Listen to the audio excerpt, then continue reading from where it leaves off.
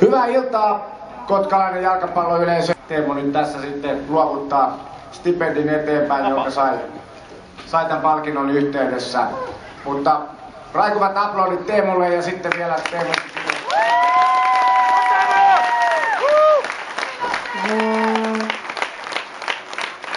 Eli moi vaan kaikille, eli tällä stipendillä haluan esittää mun kiitoksen Kotkan Nappuloille, missä aloitin mun futisuran ja missä on mun ekat pelit pelannut. Eli tässä iso kiitos vaan Kotkan Nappuloille.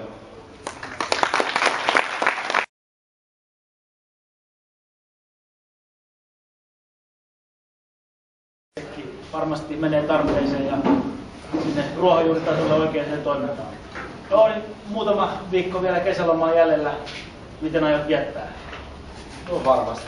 Pitää vähän kuntoa kasvattaa, vähän lenkin käydä ja treenailla. Nyt sit pitää nauttia tästä hienosta Suomen kesästä.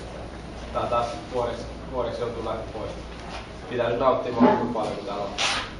Näin. Ei muuta kuin kiitoksia Teemu ja hyvää kesäjatkoa ja sitten onnea Saksanmaalle taas syksyllä kun pelit alkaa. Kiitoksia. Kiitos.